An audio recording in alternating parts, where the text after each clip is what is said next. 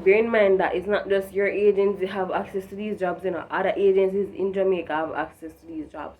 So don't just feel like, oh, my agency alone have these jobs. No, people from the same agency as you want that same job, plus people from other parishes and people from our boat want the same job.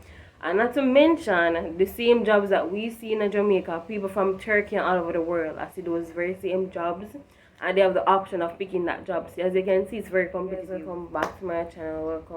Welcome back to another video. In today's video, we will be talking about how to get a job offer for J1 work and travel. So if you're interested, just like, comment, share, and subscribe, and let's get right into it.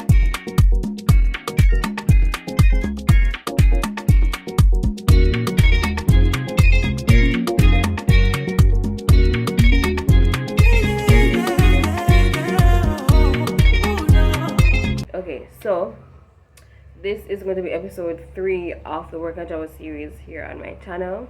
Episode 1 talked about how to pick an agency, how to choose an agency. Then episode 2 talked about how to basically choose a job for work and travel, right? How to choose the correct job. Now in this episode, we're going to talk about how to get a job offer. So you already decides, alright, we know what kind of job we kind of look for. We get past that part. We kind of know, alright, we know we state, we know how much, we have an idea of how much salary we are looking for. We get all that down in episode 2. So in episode 3, we're talking about the steps to getting that job offer. Now the next step is really to apply to these jobs. So now with my agency, what we did was that we were able to pick one. We had to decide on the sponsor first. So we decided, okay, we're gonna pick a sponsor. So with my agency, they had 3 sponsors at the time that you could pick from.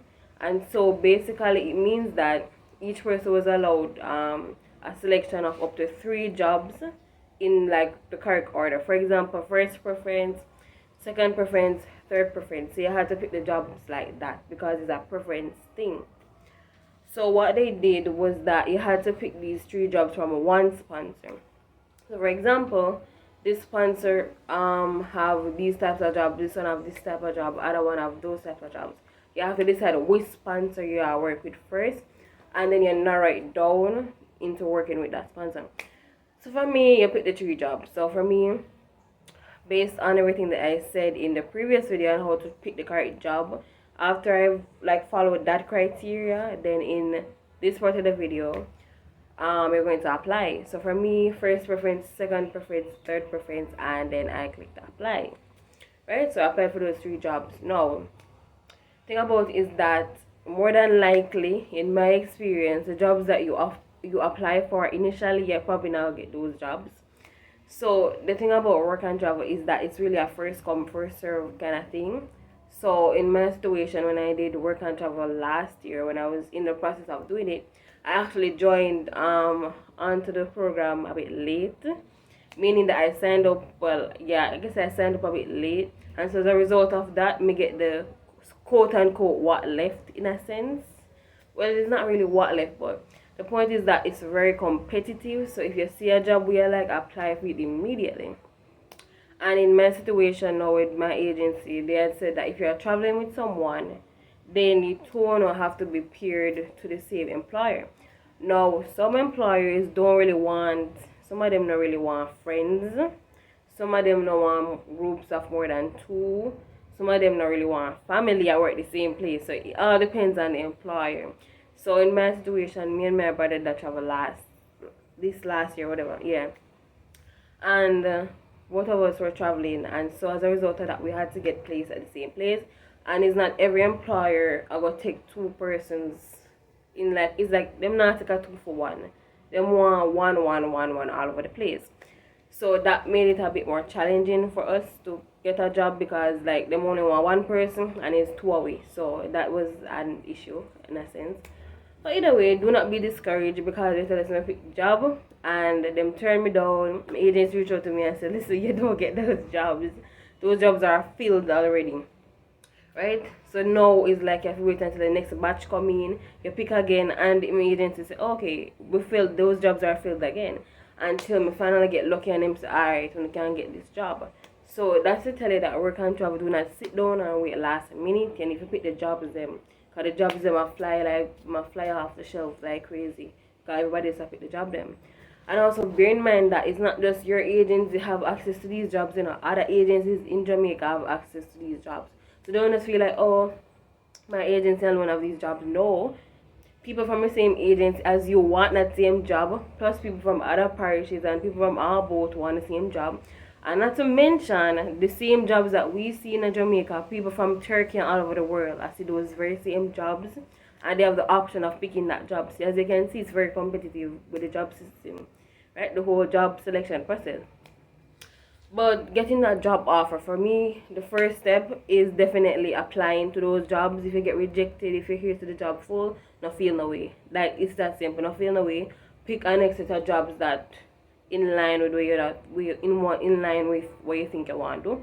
Just pick another set of jobs.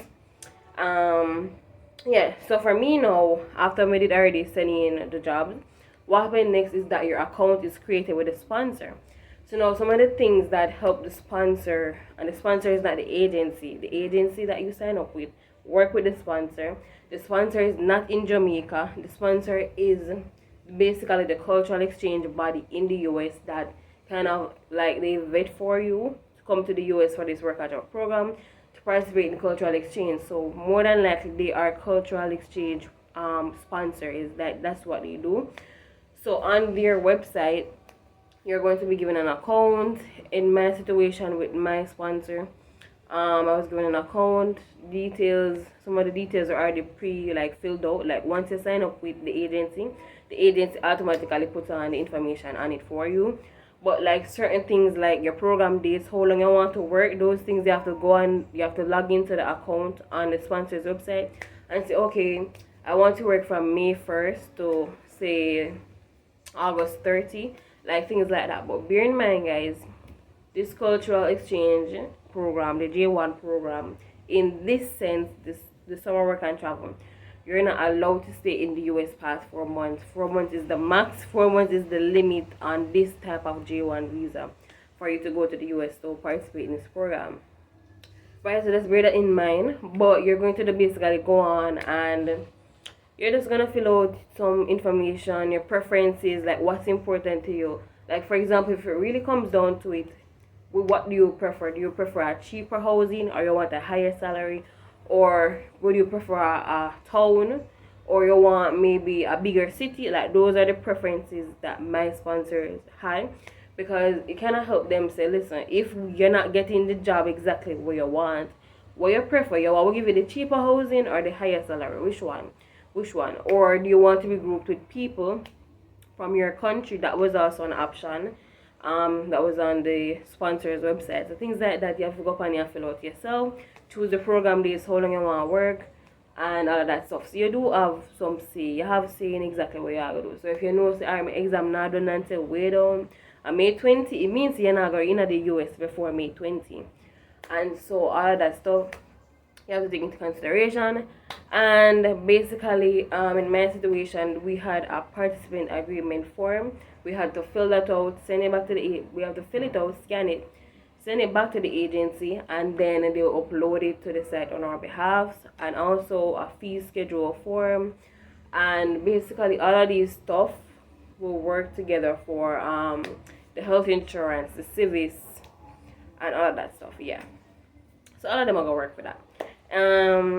And then if you did not already submit these things to your agency before we get to the sponsor, if you did not already submit these things to your agency, I'm going to say things, I mean like a status letter proving that you're a full-time student, you're registered for the courses for the semester, yes, in the status letter sent to your agency. And as a matter of fact, this is something that these things are things that the agency would require you to already give them before them gets into the whole job, you applying for jobs. Like, just to make sure, so you're not lying, you're really registered. Then we want your status letter, your school ID, you scan and upload your school ID, passport size photo. So basically this, in my agency's case, that very same passport size photo that I upload, that's the same one that if you decide to do the embassy process with them, you will that's the picture that they will use for the embassy as well.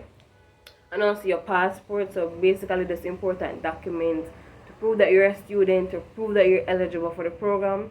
Those are things that you should have already done. And if we go back to the sponsor's website, like in my situation with my sponsor, they'll ask you a question like your medical history. Like, do you have asthma? Do you have some bad allergies, diabetes? Do you have some disorder? Like, are you sick? And one of the main reasons why they ask these questions about your medical history is because when you participate in this work and travel, you are given health insurance. But this health insurance will only, let's just say something, you're going to work and travel, unless if something really bad happens. Or say, for example, you went on the program, you did not have this particular illness, but you develop it while you're over there working. Then in a sense, it's like the health insurance, just like any other health insurance, you'll get money if you never have it initially. And so basically, the reason why they ask you to disclose your medical history is, for example, if you never did have the illness before, you're not getting no money basically. But if you really go over there and some harm come to you or you develop some illness, then we'll say you can get money from the health insurance.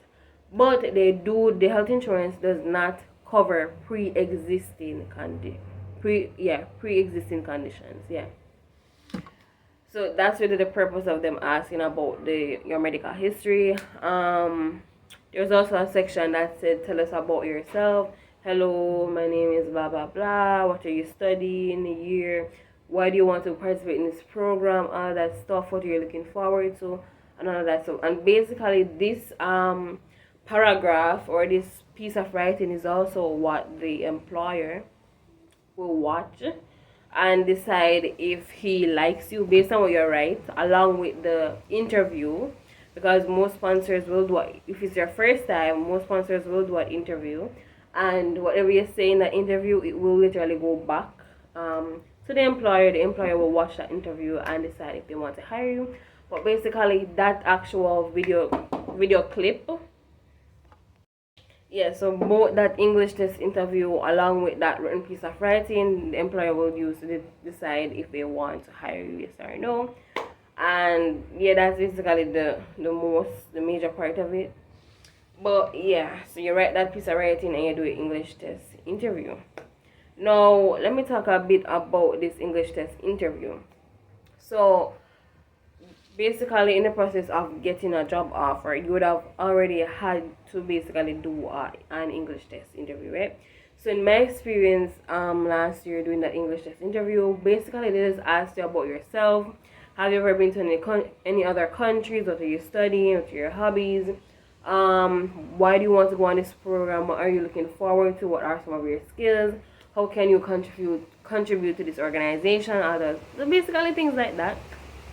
And then your employer goes and literally watches it and decides, okay, I like this person based on how they answer the questions and all that stuff.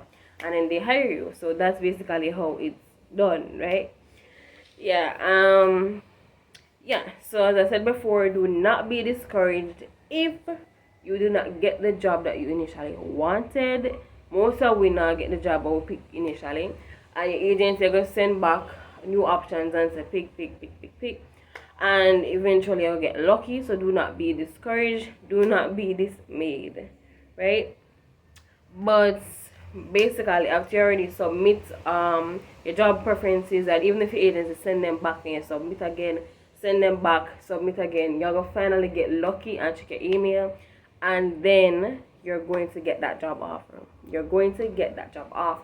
So basically, all of that stuff on the sponsor's website that you already filled out, tell us the part that said tell us about yourself or whatever, that section, your medical history, basically all your information, have you ever traveled before, all of those stuff on your sponsor's website, along with your status letter, ID, passport size photo, everything that you sent into your agency.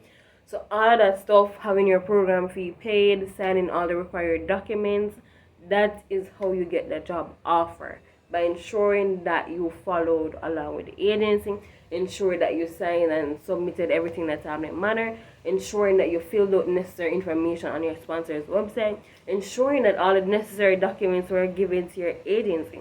Because the thing is that if you miss one step or you forget to do one thing, the entire process gets slowed down, right? So ensure that you did well on your English test interview and all that stuff, and then more than likely what happens after that is a waiting period, depending on when you started your work and travel process, because some people start like November, December, some people start exactly from September.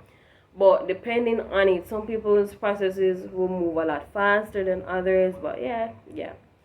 But basically, that is how you get a job offer for work and travel, for J1 work and travel.